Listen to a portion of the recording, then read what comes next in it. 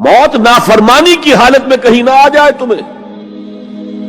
وہ کوئی ضمانت تمہارے پاس نہیں ہے کہ تم کسی گناہ کا ارتکاب کر بھی چکو گے, پھر تمہیں توبہ کا وقت بھی مل جائے گا, پھر موت آئے گی, اس سے پہلے موت نہیں آ سکتی. کیا معلوم عین اس گناہ کے ارتکاب کے دوران موت آ جائے. وہ موت کیسی ہوگی؟ شاید آپ کے علم میں ہو, لکھنؤ کے ایک بہت بڑے شاعر تھے اور ان کی موت بہت ہی مکروہ حالات میں واقع. رات کو 2-3 بجے, جس کو آپ انگریزی میں کہتے ہیں in the small hours of the morning, شراب خانے سے نکلے, نشے میں دھت, چکر آیا, گرے, اور ساتھ ہی بدرو جا رہی تھی گندی نالی, اس میں گر گئے, وہاں سے لاش برآمد. کیسی موت ہے یہ؟ نافرمانی کی حالت میں موت آئی ہے, شراب کے نشے کی حالت میں موت آئی ہے. اور کیا یہ ممکن نہیں ہے کہ کوئی شخص بدکاری کا ارتکاب کر رہا اور عین اسی فعل کے دوران موت آ جائے؟ اچھا, اب اگر آپ نے طے کر دیا نہیں مروں گا مگر حالت فرما برداری میں, اس کی ایک ہی شکل ہے, کوئی لمحہ بھی نافرمانی میں بسر نہ ہو, مبادا اسی لمحے موت آ جائے. ہر لمحے کا پہرا دیجئے, ہر ساعت کی پوری حفاظت کیجئے, کہیں نافرمانی کا کوئی ارتکاب نہ ہو اور عین اس حالت میں کہیں موت نہ آ جائے. میں وہ حدیث آپ کو سنا چکا ہوں, لا یزنی الزانی حین یزنی وہو مومن.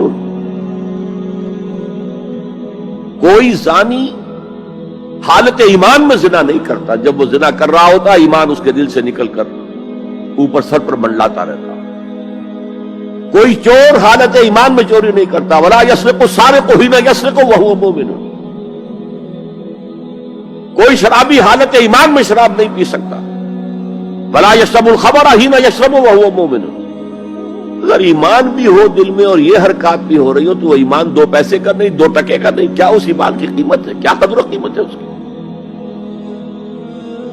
اب اگر عین اسی حالت کے اندر موت آ گئی تو یہ تو خلو ایمان ہے, ایمان کا خالی ہو جانا ہے. یہ ہے وہ بات جو کہی گئی. اب یہ اسلام اور تقوی, ان دونوں کو یہاں نوٹ کر لیجئے. یا ایھا الذین آمنوا اتقوا اللہ حق تقاتہ ولا تموتن الا وانتم مسلمون. اے ایمان کے دعوے دارو, اللہ کا تقوی اختیار کرو جتنا کہ اس کے تقوی کا حق ہے, اور دیکھنا موت نہ آنے پائے مگر فرما برداری کی حالت. اب یہ اینٹیں اگر پختہ ہو گئی ہیں, ہم نے جہاد کے مختلف مراحل ان پر غور کیا تھا. پہلا مرحلہ کیا تھا؟ نفس امارہ کے خلاف جہاد, شیطان اور اس کی ذریت سلبی و مانوی کے خلاف جہاد, بگڑے ہوئے معاشرے کے جو پریشرز ہیں ان کے خلاف جہاد. یہ 3 جہاد کر کے کما حقہ فرض کیجئے کہ اب آپ تقوی اور فرما برداری کی روش پر راسخ ہو گئے, قائم ہو گئے. اب اگلا قدم کیا ہے؟ اب ان اینٹوں سے فصیل بنانی ہے. اینٹیں تو مضبوط ہو گئی, پوری طرح پٹ گئی, پختہ ہو گئی. وہ جو اقبال کہتا ہے کہ خام ہے جب تک تو ہے مٹی کا ایک انبار تو, اور پختہ ہو جائے تو ہے شمشیر بے زنہار تو. اور جس سے اکبر الہ آبادی نے بھی کہا ہے, اس سے بھی بہتر انداز میں کہا ہے, تو خاک میں مل اور آگ میں جل, جب خشت بنے تب کام چلے. ان خام دلوں کے عنصر پر بنیاد نہ رکھ, تعمیر نہ کر. اگر ساحل سمندر سے ریت لے کے گولا بنا لیں, وہ نم تو ہوتی ہے ریت, گولا بن جائے گا, کیونکہ اسے شیشے پر بھی ماریں گے, شیشہ کھڑا رہے گا, ریت بکھر جائے گی. اسی گولے کو ذرا بھٹی میں ڈال کے پکا لو, روڑا بنا لو, تو خاک میں مل اور آگ میں جل, جب خشت بنے, جب اینٹ بنو گے تب کام چلے. اب اگر اسے مارو گے تو کوئی نتیجہ تو برآمد ہوگا کہ نہیں. تو یہ پختہ افراد کی شخصیت کو پختہ کرنا. جو حیات اجتماعی اس کو نظر انداز کرتی ہے، جیسا کہ میں نے عرض کیا تھا، پہلی منزل تعمیر نہیں کی، دوسری کے اوپر چڑھا ہو گئے، دوسری ہے نہیں، تیسری جو ہے وہ ہوا کے اندر اس کی تعمیر ہو رہی ہے۔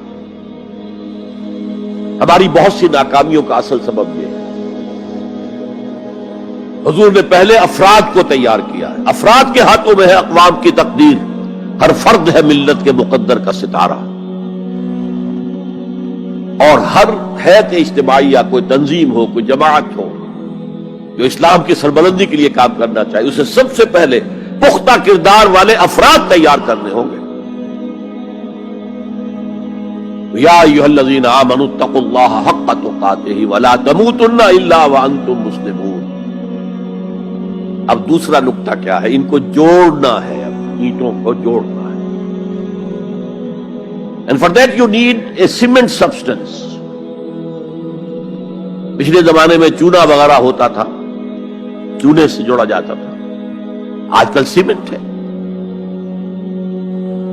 اگر یہ سیمنٹ سبسٹنس مضبوط ہے تو یہ فصیل اور دیوار مضبوط ہے، اگر یہ نہیں ہے تو چاہے اینٹیں پختہ ہو تب بھی سیلاب کا ریلا آئے گا، بہا کے لے جائے گا۔ اینٹوں کی پختگی کے ساتھ ساتھ ان کو جوڑنے والا مورٹر جو ہے اس کو بھی مضبوط ہونا چاہیے۔ اس لیے دوسرا نقطہ، یہ سہ نکاتی لائحہ عمل، 3 نکاتی لائحہ عمل۔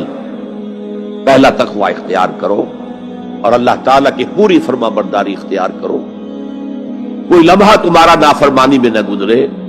اب واعتصموا بحبل اللہ جمیعا ولا تفرقوا، چمٹ جاؤ اللہ کی رسی کے ساتھ مل جل کر اور تفرقے میں نہ پڑو۔ اعتصام عصمت سے بنا، عصمت حفاظت کو کہتے ہیں۔ اعتصام حفاظت حاصل کرنا۔ جیسے آپ دیکھتے ہیں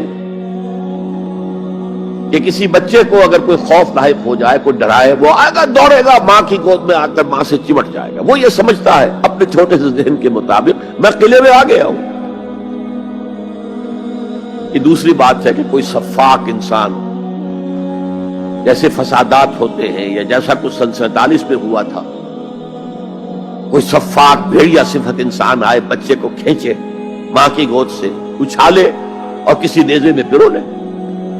لیکن بچہ یہ سمجھتا ہے کہ میں آ گیا ہوں، پناہ میں آ گیا ہوں، قلعے میں آ گیا ہوں۔ تو یہ ہے اعتصام۔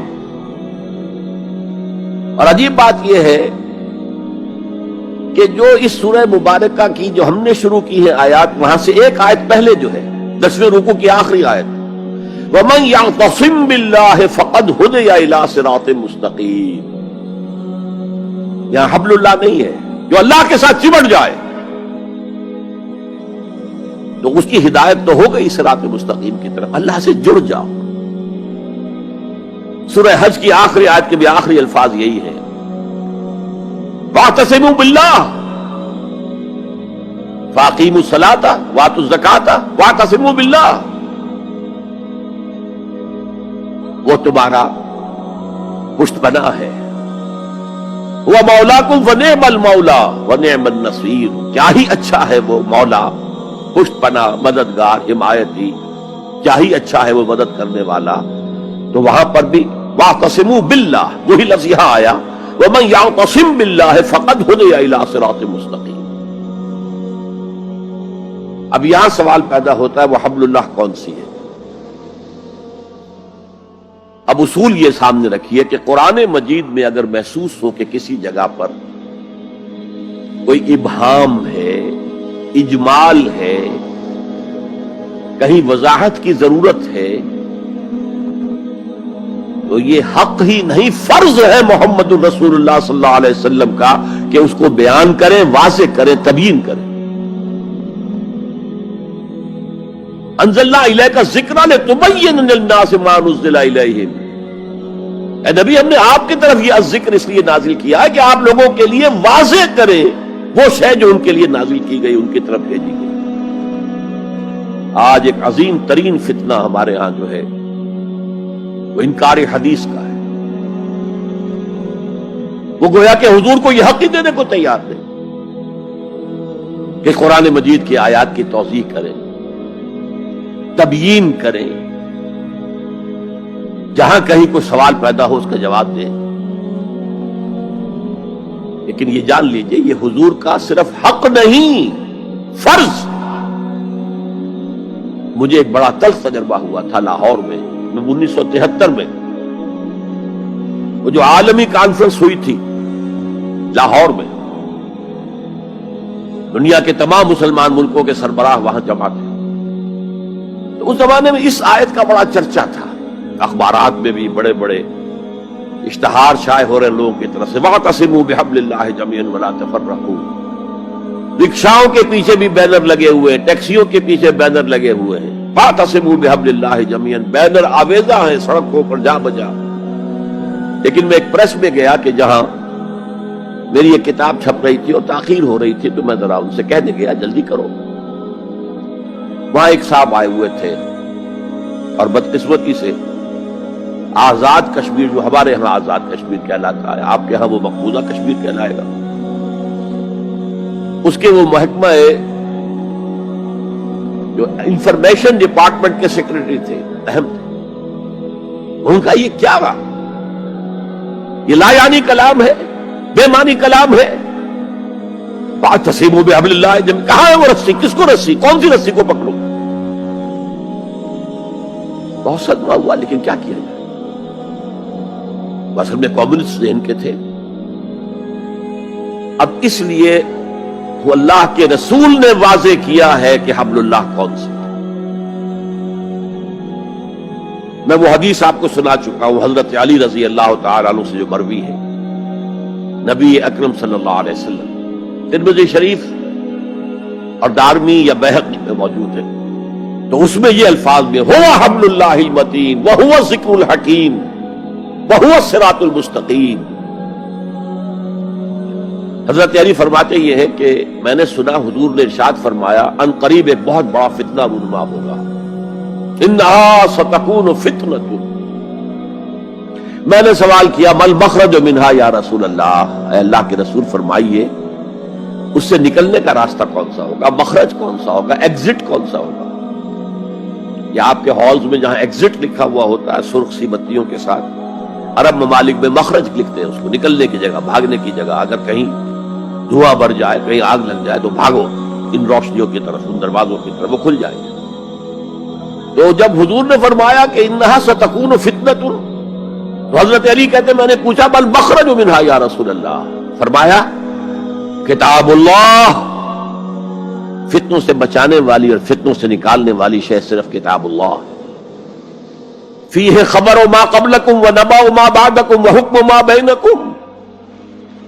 اس میں تم سے پہلے جو اقوام تھی ان کی خبریں موجود ہیں، تمہارے بعد آنے والی جو چیزیں ہیں ان واقعات کا تذکرہ موجود ہے، اور تمہارے درمیان جو اختلافات بھی رونما ہو سکتے ہیں ان سب کا حل موجود ہے.